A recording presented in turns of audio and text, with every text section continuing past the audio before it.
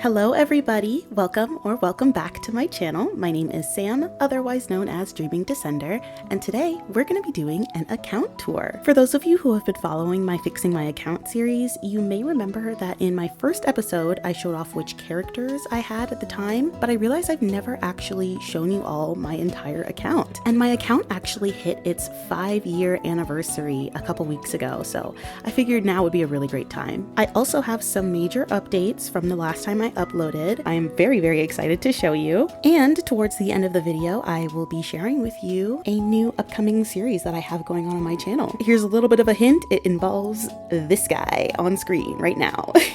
Okay, let's get started. So we're going to start the account tour by showing you my characters. First of all, I started playing Genshin on October 21st, 2020, so I recently hit my 5-year anniversary. I didn't understand the meta for the first 3 years of gameplay, as many of you know, but recently I started trying to fix my account and get more into it, so I've been collecting more characters that I probably usually wouldn't have. I'm super passionate about collecting all male characters in the game. I pull based on who I like and who can support Venti the best. So just to give you a little bit of an overall understanding, I do have all 4 stars in the game, and I have most of them at C6. Some of them are not, especially the newer ones like Sethos. I have all of the standard banner characters. Finally, it took me a long time to get Mizuki. I actually just selected her for the anniversary program, so I'm very happy to finally have her. As for my main, you may already know who it is. It is Venti. So a lot of these characters are here because they're good for Venti. My most recent pull was Flint's, and I know these are the only characters that I don't own. They're all 5 stars. They're all female characters. I believe there's 106 characters in the game, and I own a total of 92 characters. Out of all of these characters that I don't own, I'd say the first one that I would love to get would be Kokomi.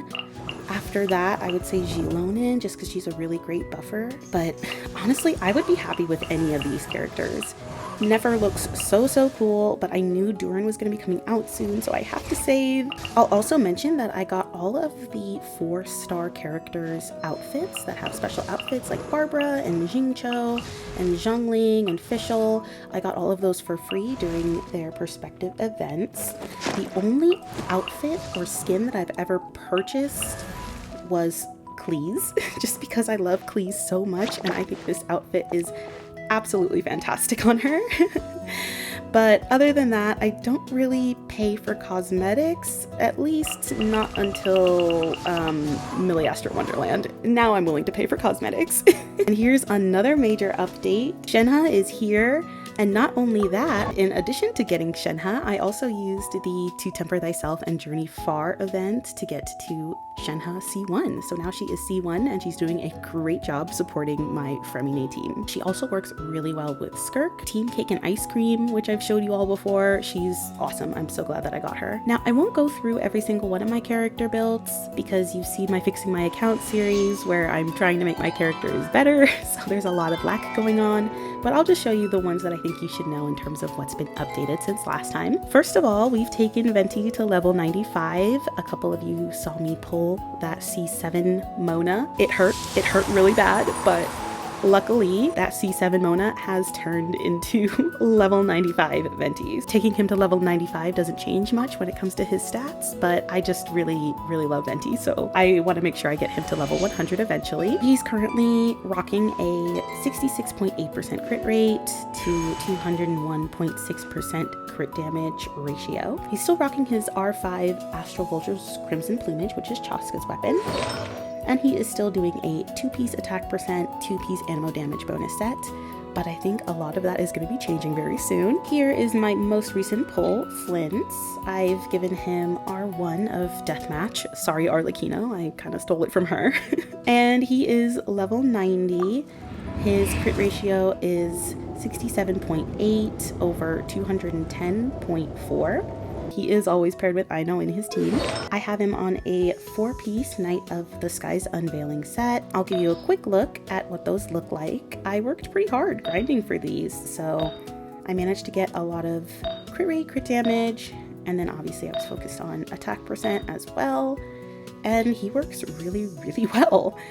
And he is C0, and I have his talents at 1, 8, and 9. And here is Skirk, who was the last character that we pulled together on my channel. She's currently level 80 because my laptop broke down and I didn't want to build her until I had you all back with me. So I paused in building her, and now I have to get back to it because my laptop stayed broken for way longer than I thought it would. But anyway, she's currently at level 80. Maybe we'll finish perfecting her together later. I usually have her holding Calamity of Eshu, and she has a 4-piece Finale of the Deep.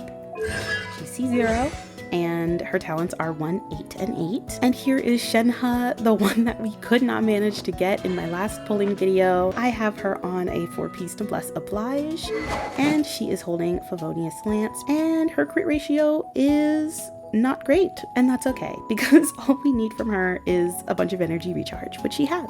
One of my favorite updates to give you is the very good news that I finally got C6 Goro. You might be thinking, wait, when was Goro recently on a banner? He wasn't.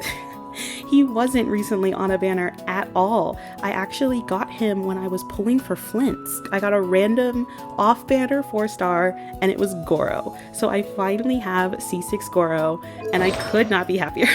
Here is Dahlia. He's currently on his support build. On his support build, I have him holding R4 of Fav Sword. He has Noblesse Oblige, and I use a 2-piece Nymph Stream and 2-piece Gladiator's Finale for his crit build. And as you know, I only managed to get him to C4, but C6 will be mine someday when he gets a rerun. And his talents are at 5, 8, and 10. And here is Aino. As you can see, she has C6, which I'm so happy about. She works absolutely fantastically with Flints. I have her on the 4-piece Silken Moon Serenade, of course. And here is the event weapon that she uses. And she is currently at level 78 because I'm using her so much. I figured she'll just get to level 80 naturally by herself. And I will just shortly mention that I have Dory at level 70 now. You might be thinking why? And it's because my Dory is C6, and honestly, anything past C4 is amazing for Flints. This energy recharge buff for Flynn's is fantastic. If you haven't tried it and you have at least C4 Dory, please try it, because if you don't have a Nepha, this is the answer. I know she's not very popular, but this is it. This is it right here. And because of that, I leveled up her talents, and she's on Noblesse Oblige with Fav Greatsword. Now, I think that's it when it comes to character updates and builds that I wanted to show you. Obviously, we have a lot more work to do in terms of fixing my account. All of these characters are going to get to level 90. So I hope you'll continue to follow along, and the rest of these are going to be very, very strong someday. Moving on from characters, here is what my profile looks like. I change up my name card and my avatar almost every single day.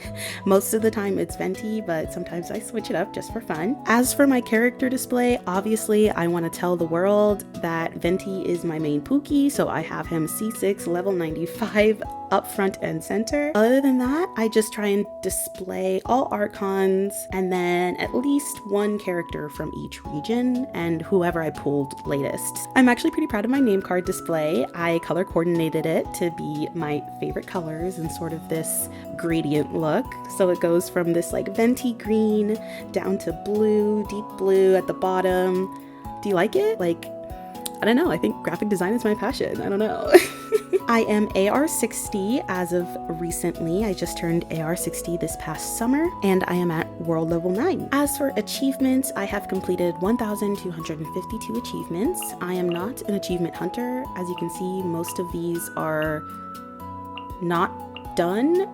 Every achievement I've ever gotten has been a complete coincidence. I've never intentionally aimed for any particular achievement or name card. So whenever I get one, it's like, oh, an achievement, that's cool. Here is a look at my exploration. I like to say that my map really shows exactly which regions were my favorite to explore.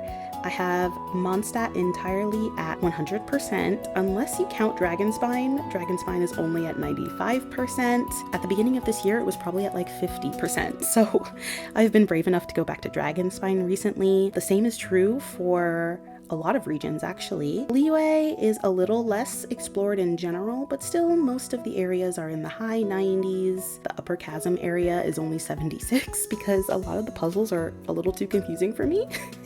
And then I absolutely ate Chenyu Vale up when it dropped. I loved it so much. I had so much fun exploring it, and so all of Chenyu Vale is 100%. Moving on over into Sumeru. Sumeru was pretty hard for me to explore just because there's so many hidden valleys and caves and whatnot, and back then there weren't maps of like underground areas. I've actually been going back to explore Sumeru recently, and that is why they are for the most part in the rainforest in the mid to high 80s percentage wise. Moving over to the desert, maybe some of you remember that when I started my channel I was terribly afraid of the desert. Everything had like 20% exploration, but thanks to fixing my account, a lot of my characters have gotten so much stronger that I am no longer as scared as I was of the enemies in the desert.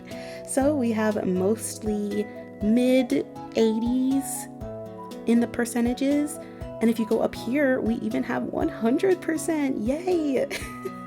I'm really proud of that. I really enjoyed the world quests that were in this area, so that got me to 100% and I had a lot of fun exploring it. Let's not forget about Inazuma. It's looking a lot better than it was. Mostly 90s. I don't think I have any 100% yet in Inazuma, but 92%, 85%, 96%. Let's move on to Fontaine. Here it is. Really obvious that I absolutely loved exploring Fontaine. Every single bit of Fontaine is at 100%. Swimming underwater in Fontaine is one of my favorite experiences in Genshin ever. And maybe you can tell my other favorite region to explore, that is Natlan. I have all of Natlan at 100% as well. It was so much fun. I really ate it up. I absolutely loved exploring Natlan and Ochka Natlan when it got added in. But can I really say that I have Natlan at 100% if Easy Breeze Holiday Resort is only at 95%? Maybe not, because this does count as Natlan. I'm starting to think that there might be some hidden chests that I need to look up, because I've been going back here almost every day using my compass and I still am having trouble finding any remaining chests. And then we have our most recent area, which is Nod Cry. The new treasure compass system made it so easy to get to 100% everywhere, and honestly I hope they go back and do the same thing with all of the previous treasure compasses. Though I would like to point out that I did collect all of the oculi except for one. I don't know if anybody else did this, but honestly I just thought that this oculi in her hand in the statue was so beautiful. I didn't want to collect it.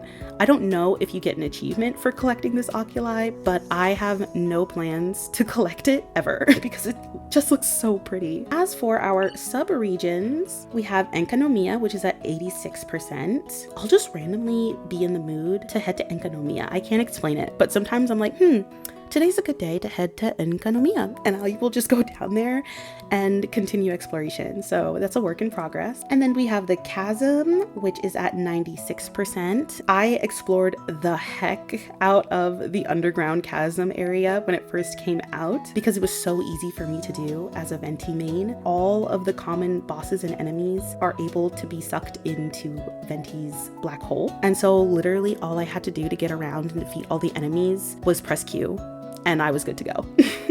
So I really ate it up and got a lot of treasure from here. It was great. Sea of Bygone Eras, maybe you can guess, it's at 100% because it is swimming and I absolutely love swimming. Ancient Sacred Mountain is also at 100%. I thought it was so cool and I love dragon lore in Genshin. And that is it for our map. Sumeru is currently my least explored and everything is somewhere on average at like 85%. So I'd say I'm doing pretty good, definitely better than I was earlier this year. So now let's peruse my inventory. We're starting here on the weapons section, and as you can see, I don't have many 5-star weapons, a couple of bows because I pulled them for Venti, obviously, and then whenever I lost the 50-50 and got a Skyward Pride or a Skyward Spine or a Skyward Atlas, I managed to find characters that could use them.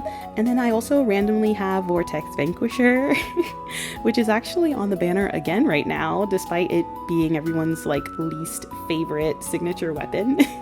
The thing I'd say I'm proudest of when it comes to my weapons collection is that I do have all of the weapons that you get from participating in events over the years. I have managed not to miss any of them. A lot of the feelings of nostalgia come from opening this menu and looking at all of the different weapons that I've gotten from all of the events over the years. You'll notice not all of them are necessarily R5 because maybe I didn't finish collecting all of the refinement materials. Out of all of them though, Dodoko Tails is my favorite just because it matches Klee's outfit so much. And underneath all of those, we start to get into the pulling fodder, 4-star weapons. I also do have Wolfang. I've purchased the battle pass probably 10 times total over the 5 years that I've been playing. I have the rarest weapon in the game, which is the Dark Iron Sword, the 3-star that a lot of people accidentally delete, and that's it. As for artifacts, if you look up in the corner there, you'll see that I have 2,387 artifacts.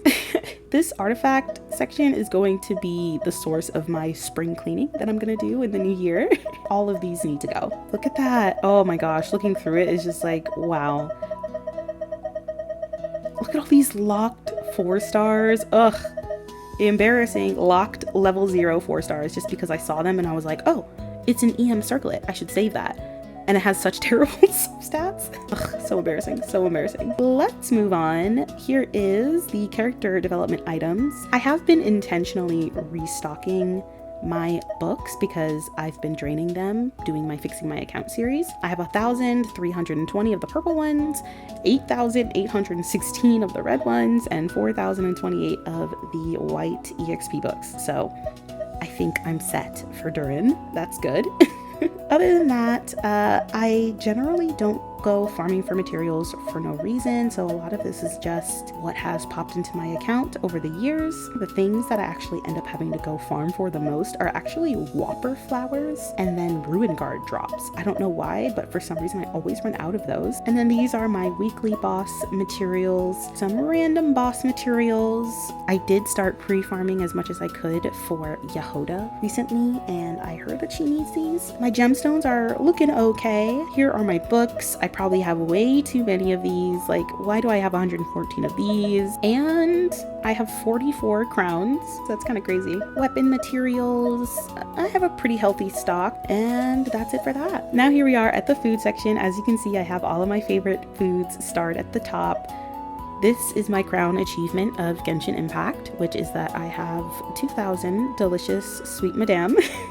If I actually go to a cooking screen, I'll be able to show you that I actually have more than 2,000 sweet madame, and I'll show you how that works later. This new Nodcry revival food has become one of my favorites. Every week when the reset happens, I make sure that I cook all of the Escoffier meals that I can get, so that has stacked up to quite a lot of these gilded hulls, which increases crit damage. We've got goulash because I'm finally re-exploring Dragon Spine. Other than that, all I have to say about my food section is that I love collecting all of the recipes in Genshin. I have the official Genshin cookbook and I just love looking at it.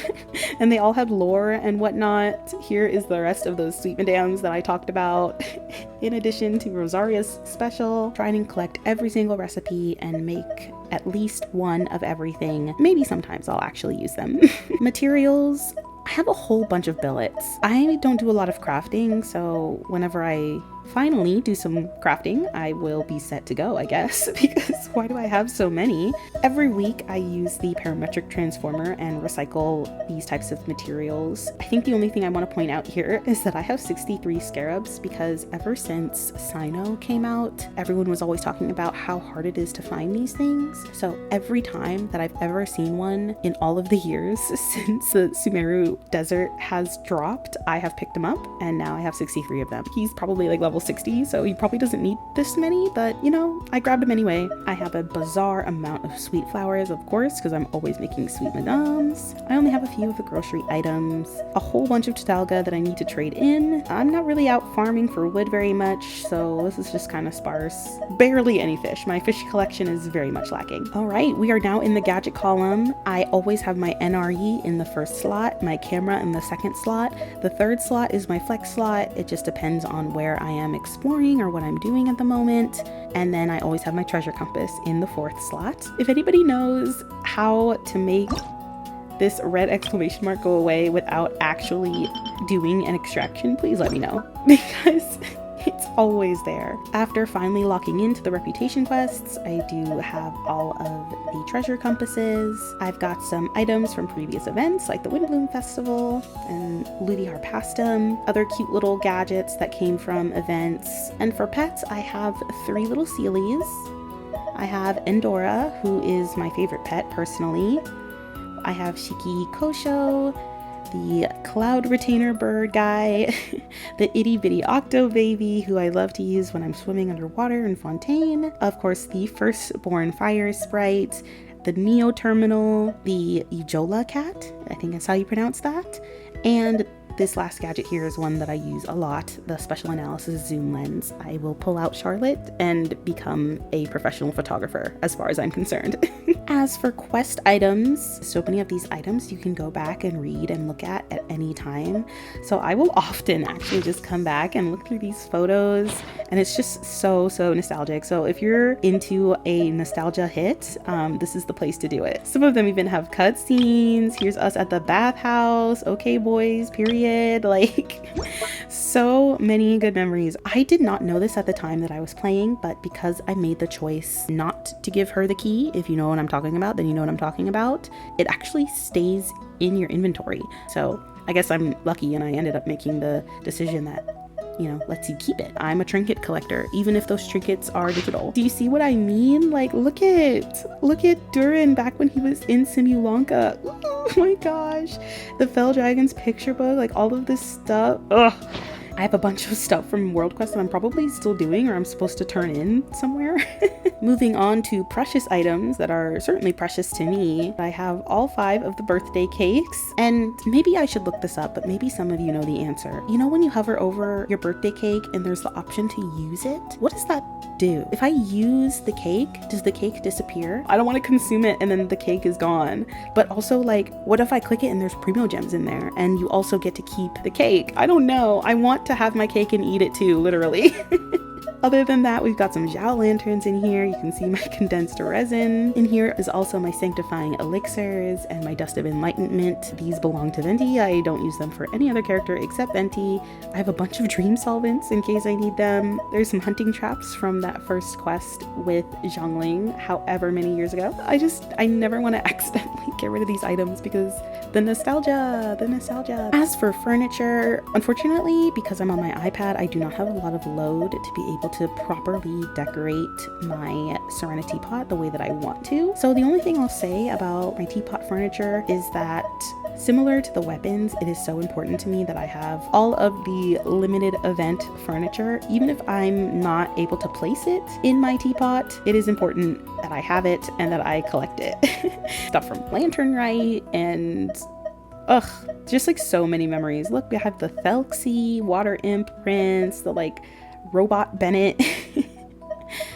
It just makes me so happy looking through these. And next, let's talk about wishes. I have been saving ever since I pulled for Flints, and I do have Welkin going on right now. Other than that, I've just been exploring like a crazy person. As you can see up in the corner there, I have 129 intertwined fates, but I also have 19,566 primo gems. That is 122 more intertwined fates. And every single one of those wishes is saved for Luna 3 because we have Doran, we have his weapon. As you know, I never pull on the weapon banner. I can show you that I literally have not pulled on the weapon banner at all, at least not since Chaska's weapon dropped, which was over a year ago. It's the same with Chronicled Wish and the standard banner. I have not pulled on those in so long. Let's look at my history novice wishes. Obviously haven't done that in a long time. This is the limited banner. I'm at 0 pity, and I believe I lost my last 50-50, is that right? Actually, I might have won that 50-50. Oh, no I didn't. I did not win that 50-50, and I got a Dilute constellation. Maybe I can get it up to 300 wishes by the time Luna 3 drops. But the issue is I won't just be pulling for Durin. I'm also going to be pulling for Durin's weapon because from what I understand, it has a passive that will also support Venti.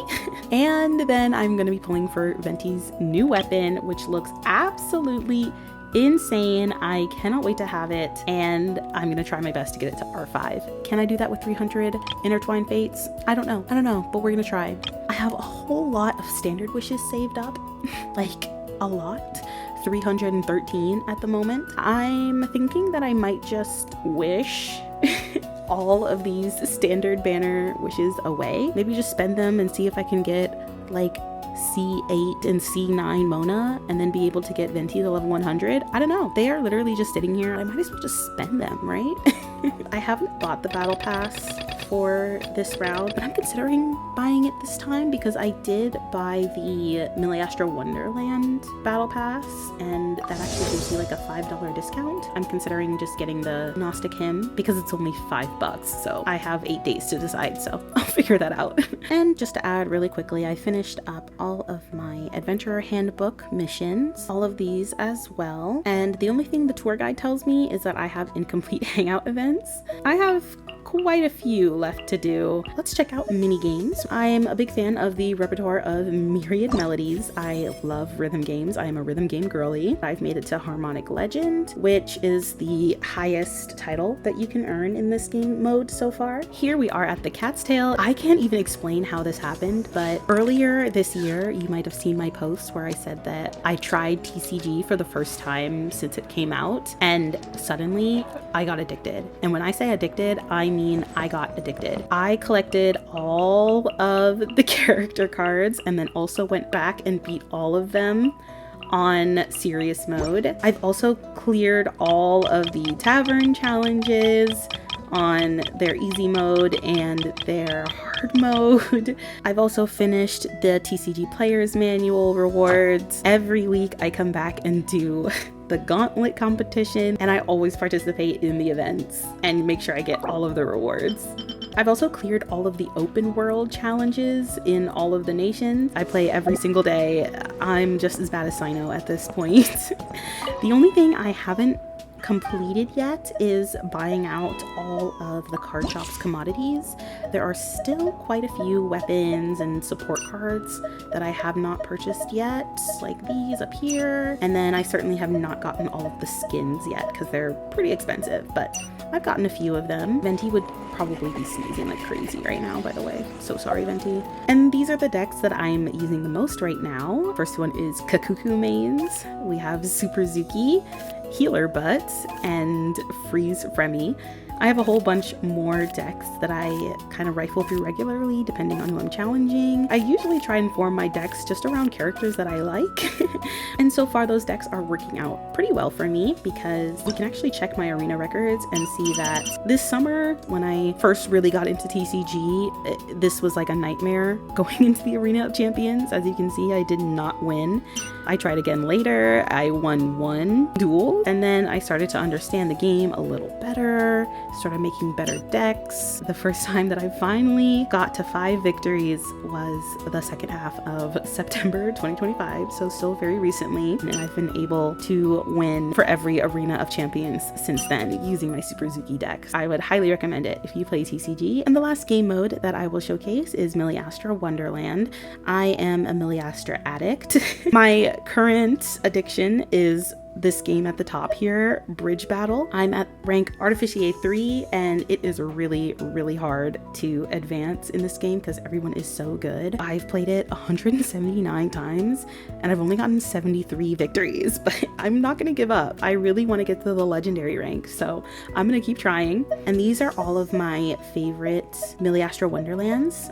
These ones saved at the top are the ones that I go back to most often. Seasons of Volbrook is basically Stardew Valley, but in Genshin. This Fable Codex Abyss Purge one is really fun. It's a rogue game and it is so detailed. I would highly recommend it.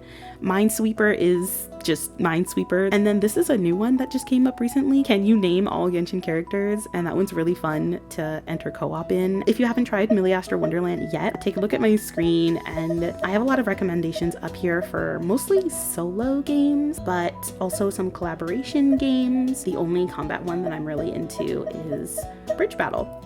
As an active member of the Bridge Battle community, I've made a lot of friends while playing this game. Number 8 and like number 4 in the server. So I've made friends with a lot of people that are really good at the game, and I'm trying to be like them. Overall, I'm level 27 in Milliastra Wonderland. My total playtime is embarrassing 53.36 hours, and this is in the first month of it being released, by the way. So I'm in love with this game mode. I'm excited for the next patch, which is going to have more.